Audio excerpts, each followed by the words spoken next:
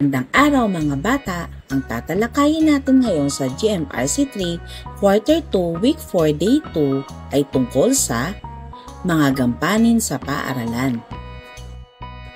Before we begin, please don't forget to like, share, and subscribe. Thank you!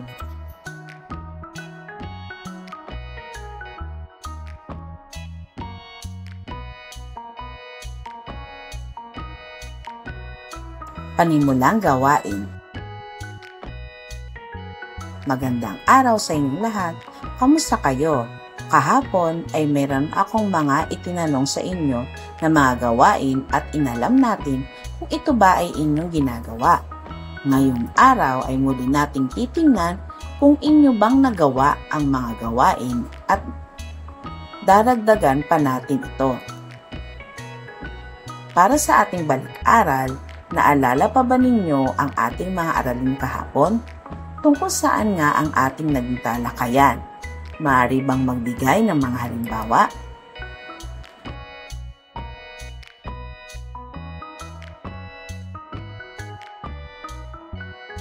Narito ang ilang mga halimbawang sagot. Magbasa, magsulat, magbura ng pisara, makinig sa guro, at makibahagi sa talakayan.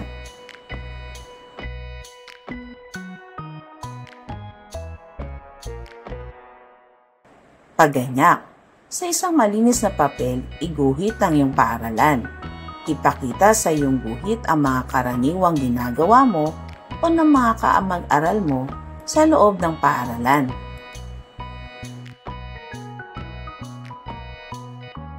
Narito ang mga halimbawang sagot.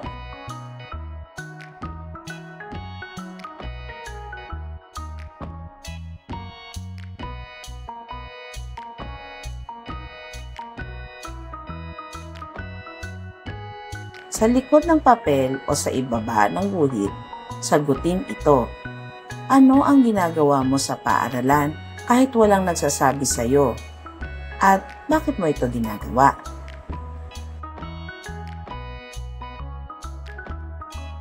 Gawaing paglalahad ng layunin ng aralin.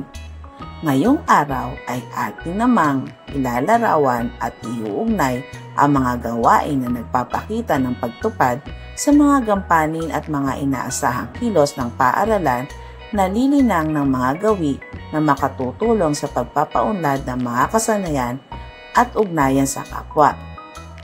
Gawaing pag-unawa sa mga susing salita. Narito ang mga kahulugan ng mga sumusunod na salita.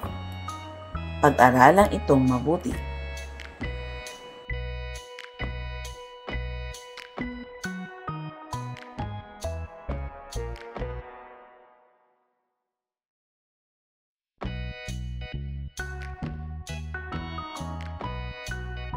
Pagbasa sa mahalagang pag-unawa o susing idea. Hindi na kailangan pang utusan si Nathan. Maraming pinag-aralan ang klase ni Nathan sa umagang iyon. Maya-maya pa ay sumapit na ang oras ng recess. Kinuha ni Nathan ang isa sa kanyang baong tinapay mula sa kanyang baunan. Habang kumakain, napansin ni Nathan na hindi kumakain ang isa niyang kaklase. Kinuha ni Nathan mula sa kanyang baunan ang isa pang tinapay at nilapitan ang kanyang mga kaklase. "Sa'yo na lang ito," sabi ni Nathan habang inaabot ang tinapay. "Salamat, Nathan," tugon ng kanyang kaklase. "Hindi kasi nakapaghanda ng baon ang magulang ko dahil naging masyadong abala kaninang umaga." Dagdag pa nito, "Walang anuman," sabi ni Nathan. "Naintindihan ko na abala talaga ang mga magulang natin, kaya nga ako na ang naghahanda ng sarili kong baon," tugon ni Nathan. Pagkatapos nito ay muling bumalik si Nathan sa kanyang upuan para ituloy ang pagkain. Maya-maya pa ay natapos ng kumain si Nathan. Iniligpit niya ang pinagkainan at itinapon ang tissue at pinagbalatan ng tinapay sa basurahan. Napansin ni Nathan na may mga basura na hindi na itapon ng tama at nakakalat lamang sa paligid ng basurahan. Pinulot ni Nathan ang mga ito at itinapon sa basurahan. Habang naglalakad si Nathan pabalik sa kanyang upuan, nadaanan ni Nathan ang dalawa niyang kaklase na abala sa pagkukwentuhan at at hindi pa tapos kumain. Nilapitan sila ni Nathan. "Magandang araw sa inyo," bati ni Nathan. "Magandang araw din, Nathan," sagot ng kanyang mga klase. "Malapit na matapos ang oras ng recess. Baka gutumin kayo maya-maya kapag hindi nyo naubos ang inyong baon." May pag-aalalang sinabi ni Nathan.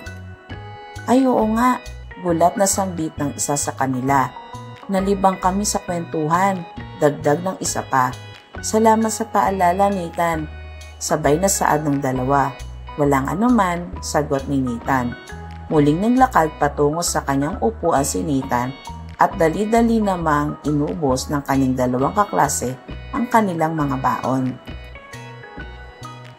Pagpapaunlad ng kaalaman at kasanayan sa mahalagang pag-unawa o susing idea. Mga tanong at sagot. Narito ang ilang mga katanungan sa binasa at narito na rin ang mga kasagutan. Pag-aralang mabuti ang mga ito.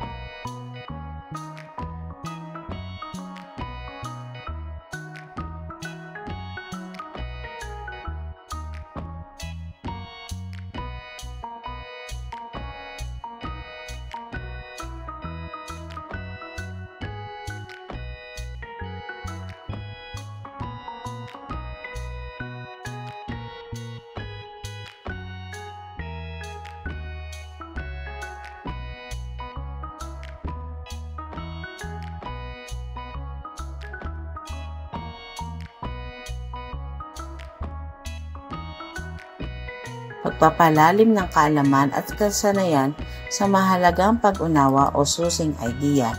Ngayon ay tutungo naman tayo sa gawaing dalawa. Narito ang panuto para sa gawaing dalawa. Una, punan ng patlang ng gawain sa loob ng paaralan na iyong nais gampanan ng may pagkukusa. Pangalawa, ibahagi sa klase kung bakit nais mong gawin ang gawain kapag natawag ng guro ang iyong pangalan.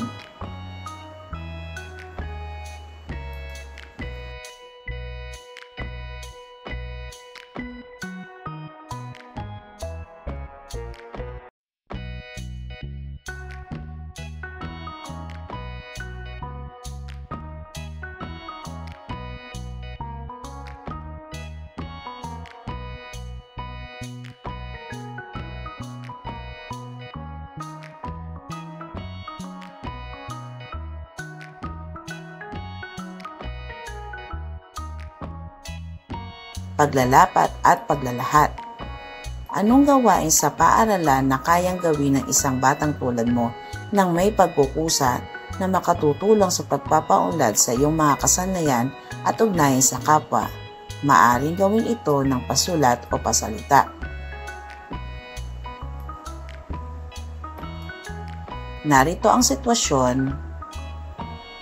Number 1. Nakakalat ang mga basurang papel sa ilalim ng mesa. Number 2. Nakabukas ang mga ilaw at mga ventilador kahit walang gumagamit. Number 3. Marumi ang pisara. Number 4. Nalilito ang iyong kaklase sa aralin. At number 5. Magulo ang mga mesa at upuan. Narito ang ilang halimbawang kasagutan.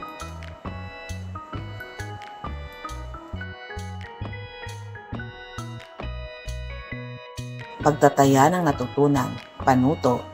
Batay sa mga sitwasyon sa ibaba, pumili ng isa sa iyong palagay at nararapat mong gawin. Maglagay ng maigsing paliwanag ng inyong napiling sagot.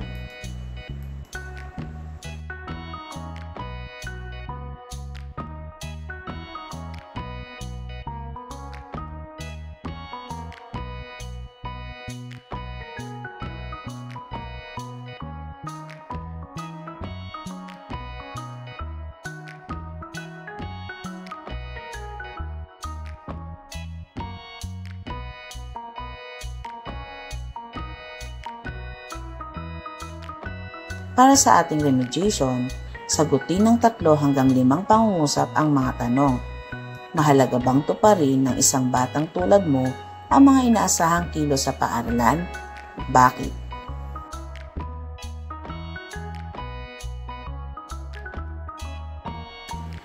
Magaling! Natapos mo ang ating aralin sa GMRC. Tandaan, ang magandang asal ay pinapakita hindi lamang sa salita, kundi lalo na sa gawa. Maging magalang, matapat at may malasakit sa iba. Sa bahay, paaralan at kahit saan ka naroon. Araw-araw piliing maging mabuting bata at mabuting mamamayan. Hanggang sa muli nating aralin, paalam at patuloy na pairalin ang tama at mabuti.